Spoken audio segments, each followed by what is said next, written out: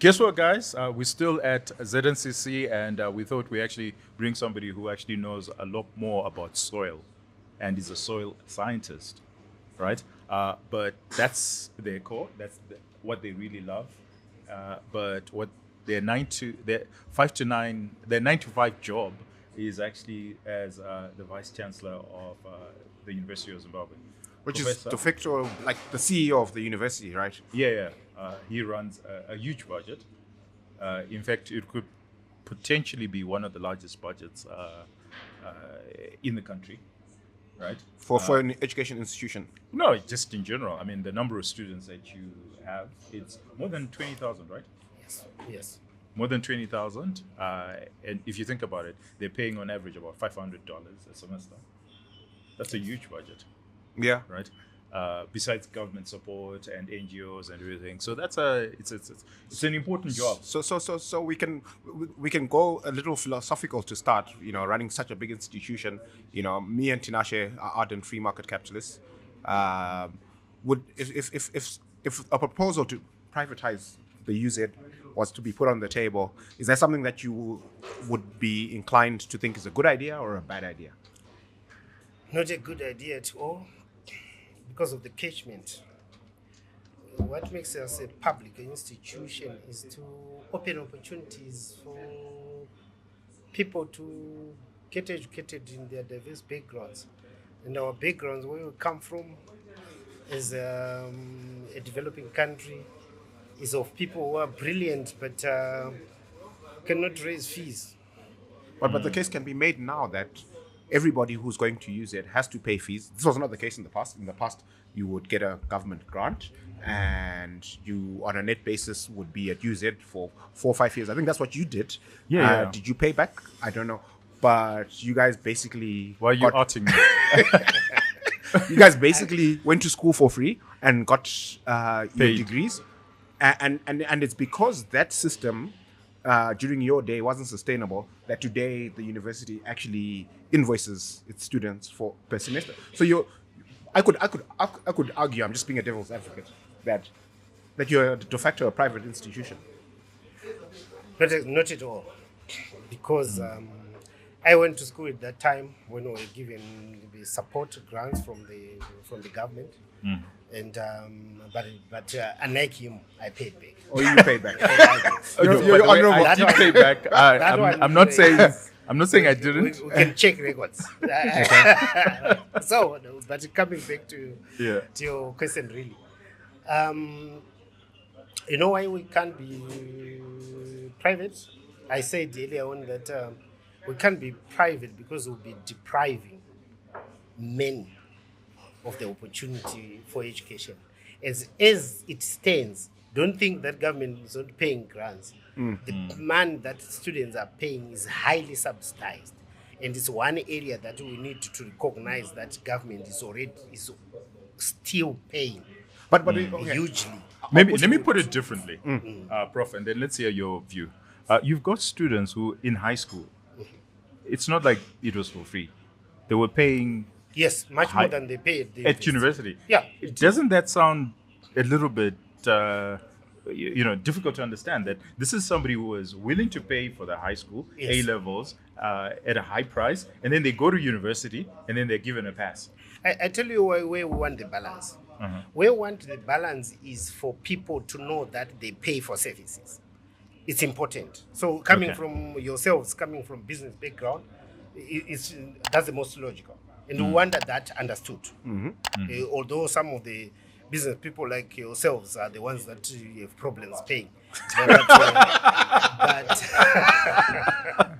But the poor Okay, I people, felt that one. the poor people still pay. Yeah. So that's on one side. We want. I would personally say, I would want people to have a culture of knowing that we pay for services. Yep. Right. But on the other hand, I also want the understanding that this is a human capital development issue. At university, we are now developing people in terms of their career paths to get specialized skills, to get higher end education, and it's in the interest of the nation to do that, because they will pay back indirectly. When the economy ticks, then that's a payback. Yeah. Provided they are also educated or enough or schooled enough to understand that it's an investment. We are investing into their training so that when they now engage, the nation can benefit. That's interesting because you actually introduced, or you were part of the new curricula. I championed I championed the new curriculum at the university. At the university. So actually, let's talk about that. Yeah, okay. Yeah. What does it actually mean, and what do you think the end product is going to look like? Yeah, this is called the Heritage-Based Education 5.0, a new philosophy by the government of Zimbabwe. You know, our president, who is the chancellor of the university, Dr. Emerson Mnangagwa, came up with, I can call it a presidential challenge, to just say, how come we have an education that doesn't produce goods and services? It means that education is not fit for purpose, basically. And I think coming from the highest office, I think to us is academics, me as vice chancellor. I think there's no declaration of political will more than that. Okay. So we took it, the philosophy, to say it means that things have to be done unusual. That's what it says. But you know, in the developed world, they've long known that they produce goods and services. And for us, we were schooled on the periphery. That's why we recite, that's why we cram and regurgitate, get certificates. So people want certificates, but they don't want to learn, because they cannot produce a thing. In business, you will complain and say your graduates are not giving us anything. But they've also, to be fair, they've also got it wrong in the developed world as well. If you look at... But before we go there, let's actually hear the theory behind they've had their the mistakes, but by and large, they produced the planes, they produced the trains. We haven't. For So sure. I think the presidential challenge is legitimate. Okay. To So say how if then you did are you learning design- like the rest, you should be able to produce goods and services like the rest of the Okay. world. All right. So we then undertook to, as use it as the founding and premier institution in the country, which we still maintain, we undertook to do the how part. We've had the core, and we've understood the philosophy. Let's actualize it. Let's implement. Okay. So that's what we did. So we had to turn the DNA of the university inside out by changing particularly the programming. So the output that you're looking for is a student who can integrate directly into the economy of the country and start producing. And start producing Okay. either a service or a good. All right. A student who is conscious about the value of intellectual property, the value of your patents, the value of your copyright, the value of starting new businesses. A student who sees opportunities to do business and serve others and serve the nation. That's a student who want to be able Prof, to I'll produce. then ask the philosophical question. Are you a vocational training center or a university? Because now you're competing with a vocational training. You're competing with Gwedi. No, that's when it's seen superficially. But because I'm here, it will be my pleasure to explain what a university does and what a vocational training center does. Please. So I will say, you know what the university does? It advances knowledge. It creates knowledge. It moves the frontiers of knowledge. And when we say knowledge, it's a very dense term. It means technology. It means the theories. It means the how part of the practice.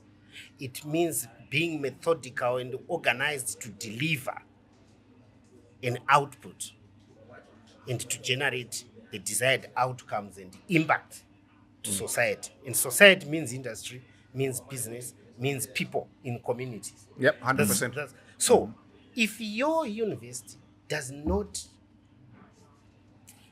give you a cutting edge, the cutting edge is the frontier of your new knowledge.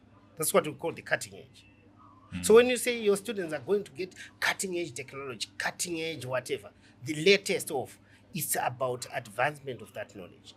That can only happen through research and innovation. So the Education 5.0 brings the usual teaching and learning that you know, the research, the innovation, the industrialization, and the community outreach, or you can call it community service. To me, I like the outreach part. Why? Because you want those things that will happen to your communities or to your society that would otherwise not have happened if the university was not there. So the university, all universities across the world are the same. The only difference is the intensity, the efficiency, the commitment that they have to generating new knowledge, to conducting research, to innovating. You know, the innovation is about creativity that gives value, economic value. So right? your customers are actually the students. How are the students responding to this? Do they love it? Do they think that this is the... This was a transformation. It took us a lot of effort and commitment and ingenuity. Actually, it was an innovative and futuristic transformation process, which required a good political will, which we got, close government support, which we got. They invested in that transformation. They really meant it to say they need that transformation. So our ministry, our parent ministry of tertiary education, innovation, science and technology development, we have a very able minister. And so how the students are the customers? Yes, how I'm going there. Okay. Who, Sorry. Then say the design we had came out, because it's about the design architecture of the education. That's what we are doing. That's what we are fixing. The major beneficiary, the immediate beneficiary is the student. Yes. But I'm still on what a university does. Okay. Because what the university does is, as you generate, remember I said the research and innovation is the fundamental. That's what makes the backbone of a university. So the student, the reason why you want a student is that you are saying, let's have succession, let's have progeny, or let's have children, right? Where we pass in the genetic code. And where we pass in the genetic code of the new knowledge is your student. Okay. That's why they are the primary client. Yes. You send them to university because they have to learn the new ways of doing things, the new technologies. That's why you want to employ students from the university. The university is doing well because they are bringing to your company, they are bringing to your community or your organization the new thinking, the new knowledge there is, the latest there is. It comes through the student. That's the role of the student. They become a medium of transferring knowledge to communities to make a difference. Industry, okay. All right. Right? No, that's what will make the industry kick. Okay. So that university student is different from in polytechnics, when we train the artisans, in training colleges, in vocational training. What do? We use the knowledge that we call knowledge that has moved into the common knowledge domain. You are replicating. It's not any frontier, but it's about what you train. If you train them on an engine, until you train them, you refresh them, they are not advancing anything, but they are producing. So it means the industry is powered by universities, but the multiplication process is powered by your vocational, because you're gaining skills, by your vocational, your polytechnics, and so on. So there is no way you can compare them. No. they become part of the ecosystem. So So I'm you I'm build an almost I'm ecosystem. almost buying into your argument. That's just how convincing you are. But I need you to answer this. If that's true, if I look at the graduates, I picked up, people were graduating. I think it was 2002, 2001, but I reckon it's still the same. And I looked at where the graduates are concentrated on. And I looked at accountants, where we've got like 500 students graduating from accounting, lawyers, 200 and something. But I look at engineering. School of Engineering is producing less than 100 graduates or thereabouts. Why are we not producing more and more engineers and producing? And the reality is, we're producing more accountants. That is since changed with the transformation. Okay. To tell you the truth, the university is now balanced. There's now more science, technology, mathematics, engineering students than there is the other. It is tipped off. But Oh, not really? saying Okay. that those other disciplines are not important. No, they give value to the demand for more science, for more technology, for more innovation. Science and technology is what will drive the future of the world. Yes. That's no doubt. For sure. Right? What we need is a person who is in the humanities who give value to development. We need a person in social and behavioral science who also give innovation on how to engage communities, how to engage business, how to engage Okay. the industrial relations. We need lawyers who are conscious about the value of technology. Not too many lawyers. Maybe not too many lawyers in practice, but many lawyers in terms of being legally literate, Okay. right? So Yeah. to me, law is not always about you know there's procedural aspects when we say we have judges, we have magistrates, we have that. We need them, but I think what we need is people who know a lot more about what's right, how to interpret. There's a lot of partnerships, there's a lot of international business, there's a lot of engagement. No, I was just making a joke at Yes. my lawyer friends. But still, can I hold you to it that you're now saying that there are more STEM graduates from the University of Zimbabwe than they are of the other? Disciplines. The Yes, disciplines. we are moving the frontiers of science and technology to take center stage. There's the ICT area. So even if you go to business management, sciences and economics, which used to be commerce, Yeah. it was general commerce. I think there's now financial mathematics. There's now this development of accounting and audit systems. These are now programming more. Okay. So All right, they yeah. require the science. And not accountancy, because we've it's- got it's- enough accountants. You understand what I'm saying? Okay. No, So, brilliant. so that's how they shift. So they still need to understand the good principles of accounts and the practice of accounts, but they're not now purely accountants. Okay. All right. The biggest opposition you received for 5.0 actually came from the lecturers themselves. Yes. Would you like to speak to that and where we are now? Have they embraced your new thrust? It's an issue of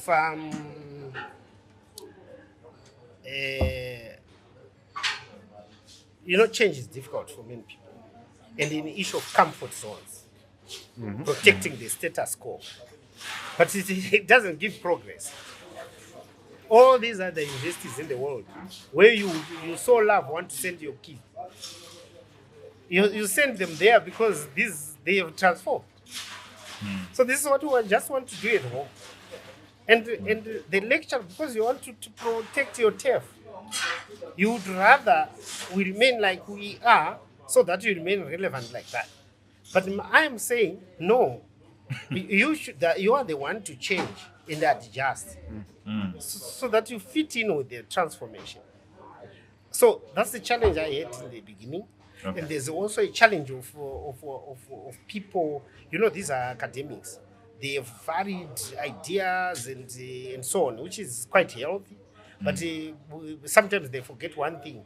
We have to have a shared vision, and there are people who are put in places to give the vision. If the nation as a leader, is given a vision through the various instruments. They have the arms, the ministry, and myself included, to give that vision. Then it has to be followed. There's no doubt. It's part of compliance. This is the way we are seeing it. Okay. And they are employed to move that vision. They are not employed to create new visions. I Or think to have their own it sounds visions. like Okay. you All right. understand what I'm saying. But it's No, I only hear you. fair. Yeah, no. When you employ people in your business, you want them to advance your production line. Yes. I think that's simply what it is. So, but the interesting part is that students caught that up. They understood that faster Okay. than members of staff, if I may say. Interesting. Well, they're Because young and they're malleable. They're more dynamic. Yeah. And they are looking forward to making better use, because they have seen how much we had graduates who are just Yeah, not getting relevant. employed. Yeah. They are not relevant. So if they're here, their vice chancellor saying, I want to make you more relevant. Surely these are intelligent students. Remember, these are cream of the nation. They That's would true. understand that bit. Is the university, is the UZ still the cream of the nation? Even more.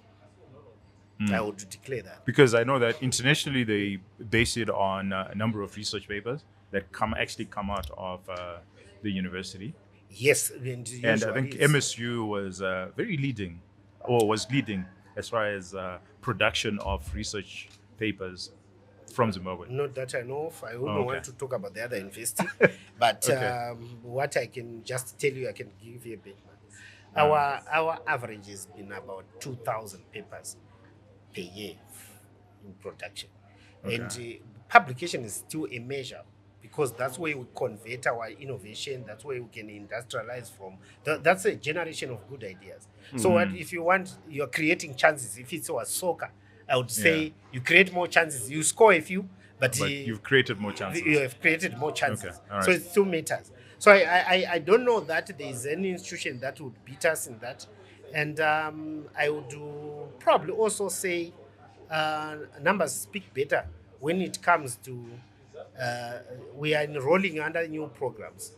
Okay. This year we have 17,100 applicants. Wow. When we want to get 5,000 plus students. So you can calculate the rejection rate. Last Yeah. year it was 14,000 something. We're taking probably about 5,000. And it's still a very high rejection rate. Yeah. But it's said, we don't want it that way. But being realistic, you can also see how much the UZ programs are in demand. Yeah. So this isn't a matter that is only affects your university, the UZ. I think this affects all higher education institutions in our country, and it's been true for some time now, where we have very high youth unemployment.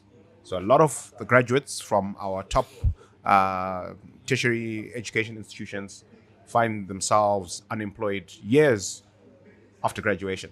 And one of the phenomena that we've observed on the global stage is there are places in the West that are opening up to immigrants because they have labor challenges. Their demographics are different from ours. We have a very young population. Other parts of the world, not so much. In fact, their labor forces are shrinking. So just at a very high level, do you think that it's the way our higher education institutions are structured and the kind of graduates that we're churning out, do they make sense in the context of a Zimbabwean economy that can't absorb them, but an international economy that is shorter in skills that we know? So for example, if you look at people who've emigrated from Zimbabwe to the UK, we know that it's medical professionals, whether they're nurses or doctors or other specialists. We know that we know that these are the jobs that are in demand across the world, where you can emigrate and you can earn hard money, and we get about $3-4 billion a year from remittances. So what's your view? Are we doing the right thing, producing all these graduates every year that years after graduation are unemployed? Yes, I would want to tackle that from probably 2-3 different angles.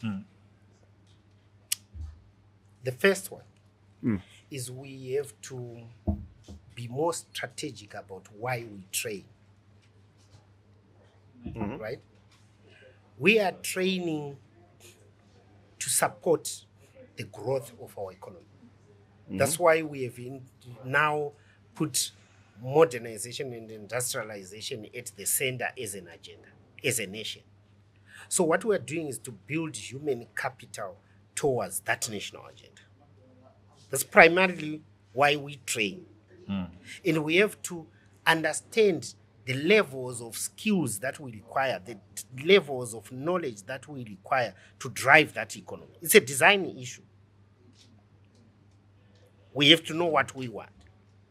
So, from that angle, our transformation into heritage-based education, 5.7, is to say we want graduates that can hit the ground running, that are not looking for employment.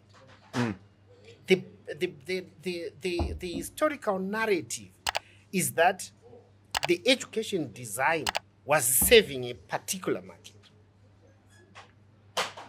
And that's why it was bottlenecked. There was always unemployment, if you like. Because it was bottlenecked. You graduate probably 1/8 of what we're graduating now. And they get absorbed. Then you say there's high employment.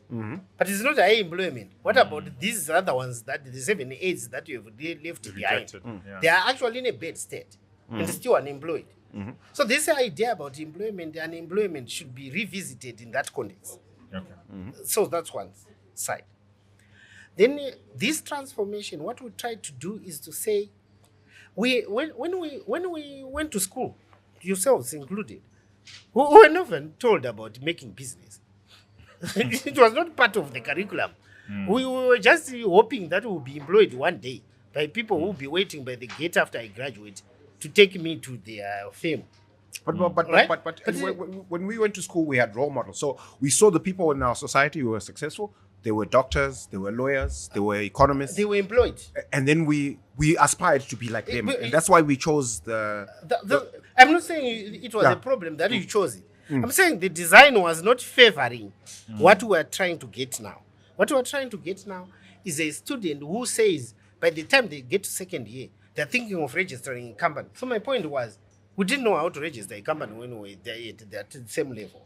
But now, they're already doing, some of them are doing business online. Some of the students now, as they graduate, they don't want to get out of their house. They're doing business from their house. You understand what I'm saying? It's a changing landscape.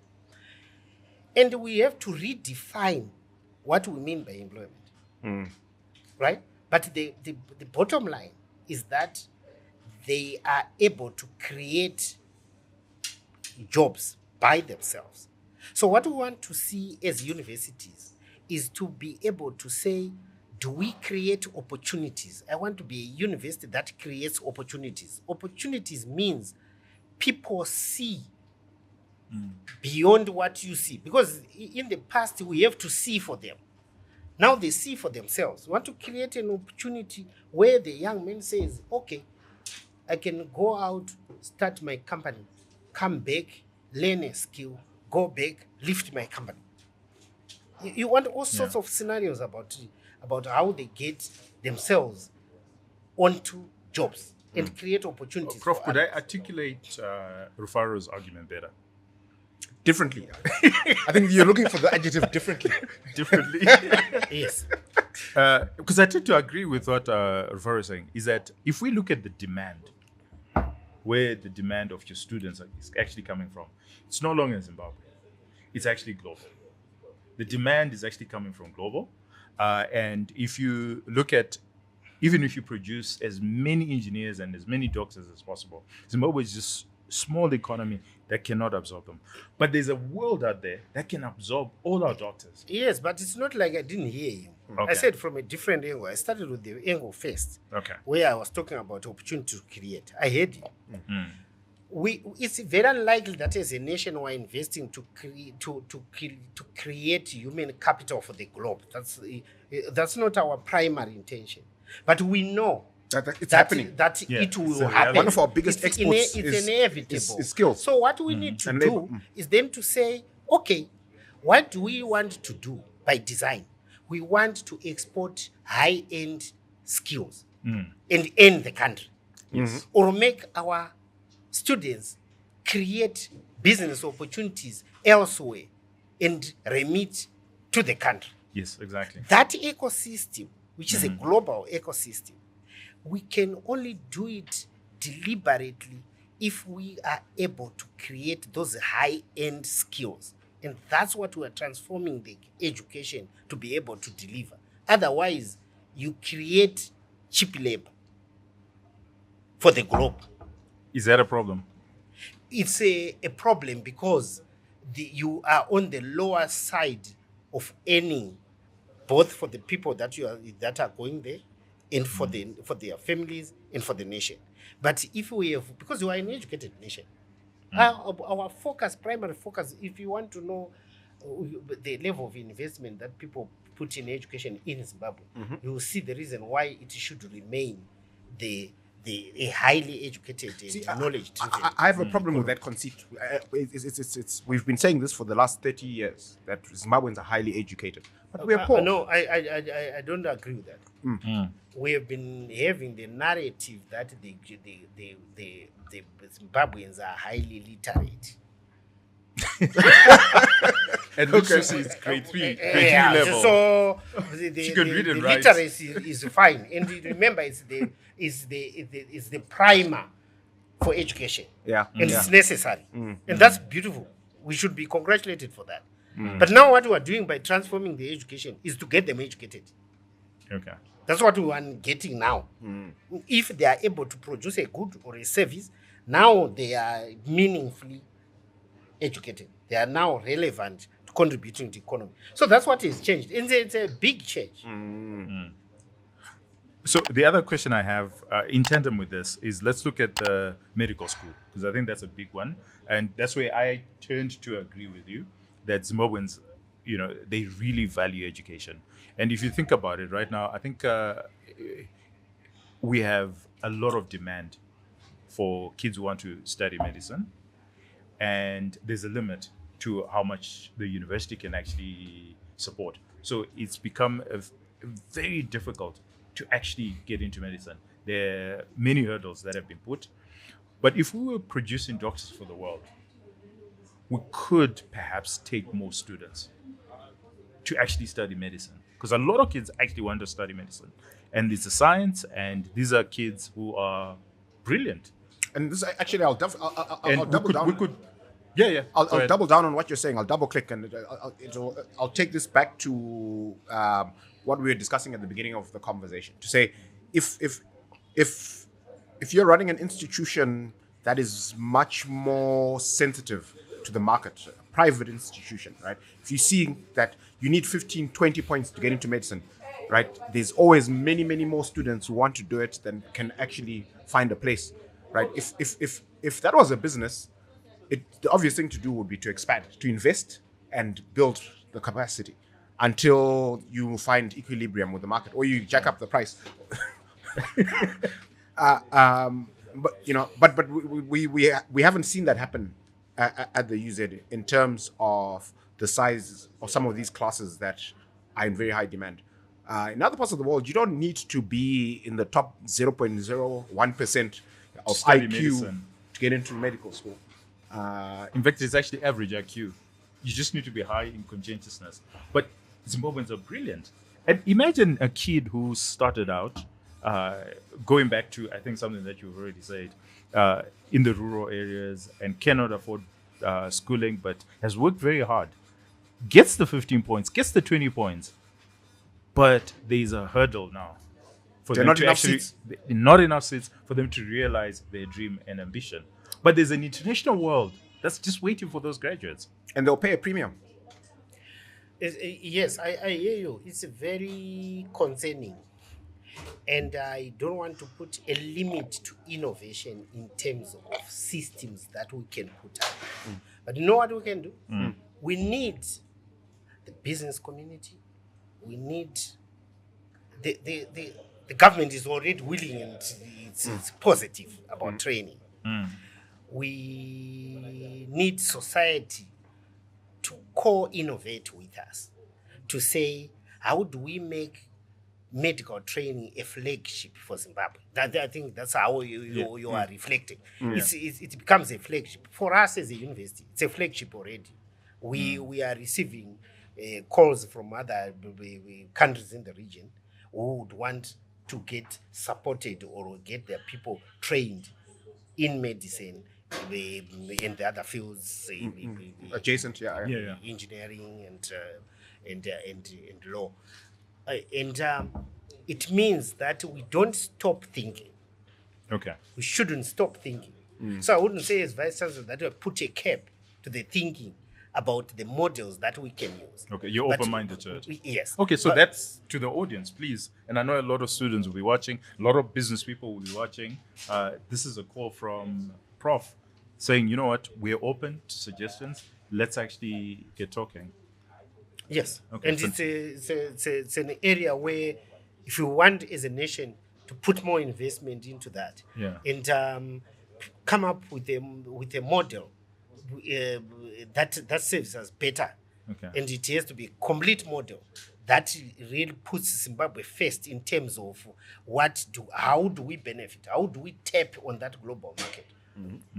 Fantastic. So there's something that you actually said in today's session that I particularly found very interesting. It was poignant because you talked about informalization. I think the debate that was going on was the informalization of the market, whether it's good or bad. And you had many ideas around it. But unfortunately, because of time, you were not given enough time to actually expand on it. So I'm actually going to give you that leeway. Could you please explain whether or not informalization of the market is a good thing or it's a bad thing? And then also the definitional issues that you had with an informal market. Okay. Right, thanks for that. I don't want to call it a retake of the discussion, but I just want to say at this point, probably it's just the opinion of what. So we're not importing the debate or exporting it from the room. Sure. But just saying we are discussing the same issue. Yes. For an informal market to grow, that is my opinion. There should be some conditions that create that environment that gives rise to that informal market. Right? Zimbabwe has had quite a fair share of challenges. We're a country under sanctions. The normal economics that others use under different environment does not work for us because it's a different environment. It requires a new rule book, right? But people are going to behave. The people respond. They are rational agents. They respond in the manner they do, which has given rise to that informal market. That's my logic. So, what it means is the transformation that the country is undergoing should take on board the informal, not trying to go back to where we were before the sanctions or something like that. No, I don't think that should be the narrative. Right? It would be the same as safeguarding TEF. Those who used it to have their things, well, then think that these people are a menace. We want to go back to where we were. Those who know where they were would be concerned. For us who don't know where they was, there's no room. There's no room. We are looking at a new situation. It's a new circumstance. So we think going forward. So we think we take these as our people. So what we need to do is to create models that give opportunities for them to grow. And accommodate them. Accommodate them. And create, if you want to call that formal, then let's redefine formal. We cannot define formal and informality on the basis of those historical circumstances when the environment was completely different, and we know it will not come back again. That environment does not come back. Why can't it come back again? So nomenclature. Well, first of all, on nomenclature, there's an anecdote that I just want to use to your point, that in Europe they don't call it the informal sector, they call it cottage industry, Okay. right? And the minute when you call it cottage industry, there's no formalization at all, right? But in terms of mindset, it's a far different mindset from when you call someone informalized market, because there's some sort of illegality to it when you say they're informal. Yeah, because the systems. You know what I want to bring, prop the audience will also then have to think. My role is to provide that thinking and probably if it brings more heat for people to argue, even better. Yeah, for sure. I'm an 100%. Go ahead. I'm an academic. Yeah. You know, my argument is that these are our people. We have to take them on board. In years, a multinational company would see this as a problem. Please remove them so that my business thrives in the manner in which it was. You understand what I'm saying? No, I hear you. Let's hear his full argument. But to us, these are our people. They just happen to be poor or they having a different circumstance. Sometimes they're not poor because informal doesn't mean be small. All right? It Just means unregistered. Yeah, it means No, it means they more than should be- unregistered. It means that new rules have to be created that make people accountable, that make people grow. We are not supposed to make a model that pushes others out. We have to embrace them. We are not being innovative enough to get them embraced and get them to mainstream, if you like. If Yeah. you want to mainstream them. So- So you are doing by exclusion to say stop them. That's how I hear it. I'm saying no. They Embrace them. Embrace them, and they are the question I asked in the session was to say who is injured and who benefits, which means that they are drivers for the informal sector, and also there are people who are trying to push them back. So once it becomes really a university business, it requires research. Really. So I want to give this time to Rufaro because you and I are actually agreeing, and I don't want to give you more speaking time because we're agreeing. Rufaro disagrees, but I want you to hear Rufaro's argument, and then you could reply to it. And Rufaro, don't ask a question; just strongman the argument of why the informal sector is bad. Okay, so take for example a formal business such as Edgar's that is selling clothing to retailers, right? So if you go to any Edgar store, what you'll find is that particular premises, it has to be licensed by the council, it has to have a health certificate, it has to comply with many regulations. The employee, whenever they sell anything, they pay VAT, they pay corporate income tax, their employees pay payroll taxes, right? So this business is actually contributing to the fiscus. But right outside one of their stores, you will find a vendor who has not complied with any regulations, who is not paying any taxes, and is undercutting this business. So it's not so much that my view is, the vendor is a bad person.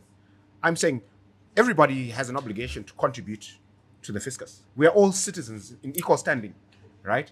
If I am complying with regulations, if I'm a lawful corporate citizen, I'm complying with regulations, I'm paying my taxes, why is it okay that there are other business people in my space who are not paying any taxes, who are not complying with any regulations? Okay. That's a very good argument. Yes. Can you reply to that? Yes, I want you to hear me clearly. I'm not saying they are good or bad. I'm saying they represent a gap we have in opportunities in policy. There's a policy gap. There's a business opportunity gap. You understand? So my argument is not about they are bad people, they are good people. No. My argument was they are all our people. People. They're there. They are there. Yes. When you And they're serving a market. When you are driving, you want to go to Harare from here, where in Finkfors, and you have a breakdown, the wheel comes off. Your desire is really that I would wish this wheel can go back here as soon as possible. You want a so that solution. I want to go to Harare. But I think the reality is we have a breakdown. Tell people in Harare that I might be late. And Make a plan. get the reality to fix this one so that the car can move.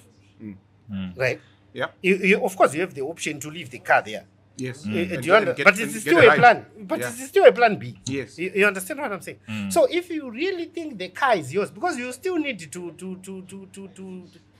a record to get that car. Yes, If it's 100%. yours. You understand what I'm saying? Yes. Because it's your car.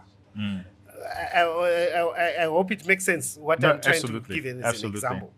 So what I'm saying is, let's accept that together we have a gap without calling each other bad good or something like that. Formal and informal. Formal, informal. If we want to define, if we want to expand the net to register everybody, let's put the policies in place. Let's put the mechanisms So, Prof, in place I'm and allowed- include the people. So, Prof and Ruvar, I'm allowed to be a rebel rouser. Well, you are a rebel rouser. That is your nature. So, what yeah. Prof, if I interpret in my own words what Prof is saying, is there's nothing to stop the formal business From operating like an informal business. operating from Oh, informal. yeah, that's not I can give you a list. No, That's my interpretation. that's not what I'm saying. What I'm saying is, don't Because if there's a try policy to- gap- don't try to take the easiest route, which is the same as what you are calling informal, right? Yeah. All I'm saying Let's is, put our structures in place as part of our transformation. We have known we have to learn from what's happening and put the systems in place that are inclusive, yes, no, that give opportunities to all. No, but Prof, if it's not there, if there's no inclusive policy, this is the jungle. If you're in the formal business and you're insisting on continuously being informal, but you know that there are these policy gaps, there are all these issues, you can't then point your finger at somebody who's decided to take advantage of whatever it is and actually provide a solution.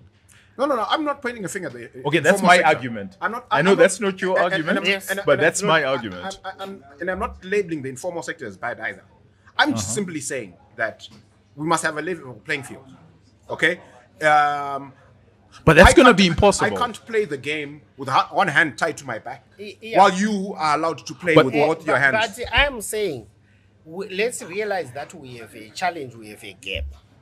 Let's contribute to putting measures in place, policies in place that allow opportunities. Why are these people there? They're trying to earn a living, they're trying to make an opportunity. Maybe sometimes there are also people who are very formal who then at the back of at night become informal. So it means there's a gap still.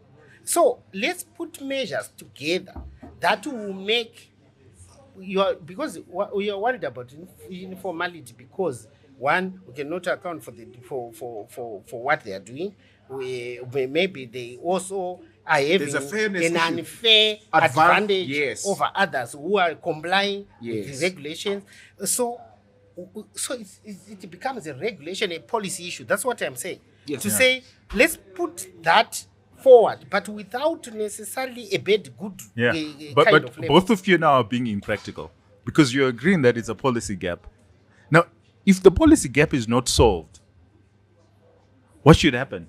There's a vacuum created, so people will just fill up that vacuum. See, so I'm going to be a devil's advocate. I'm going to use a very pertinent analogy in our market right now, right? Which is the parallel market. Okay, if you have a formal currency market that is supposed to be free, willing buyer, willing seller, where the currencies are fully fungible and interchangeable, right? You shouldn't have a parallel market, right? Yeah, because, exactly. because there's no way if you have the option of walking into a bank and being served a cup of coffee and transacting in an air-conditioned room, right, with a licensed institution that you know is safe, there's no reason why you would ever go onto Go on the the street. streets. Exactly. Unless there are other issues that make it make sense for you to go onto the street Absolutely. and trade. And so Absolutely. it's a gap as well, just like the formal informal sector. Exactly. And so and it's a policy gap, right? Yeah. Was in markets where the formal sector works properly, there is no parallel market. You know what? Zimbabweans have gone to school. But what they use their school for in most cases then, in these circumstances, is to know how to be manipulative, how to avoid, how to this. We are not being real. If we have the goodwill to address the challenges, we can get there. Yes. Yes. You understand what I'm saying? Absolutely. We all should be intentional and willing. We all should be able to recognize the limitations of each other and understand that we have to fit in the space for development together. Once we are like that, we can. It's not a catch me issue. It should Agreed. be meeting the minds. Thank you. On this note, which is very rare, where we all agree. But Prof, this was wonderful. Please come back in our studio and let's continue Harare. this. Yeah, in Yeah. Harare. And let's continue this discussion there. This is wonderful. I enjoyed myself. Thank you very much. I hope you enjoyed this as much as we did. And I think Prof is open-minded enough for us to actually challenge his ideas and for him to actually challenge our ideas. Which And is I thought- fantastic. Which is fantastic. And I thought your intervention in that particular session was just top-notch. And Thank you. Yeah, thank you so very much much. for doing Thank this. you so Yeah, much. yeah.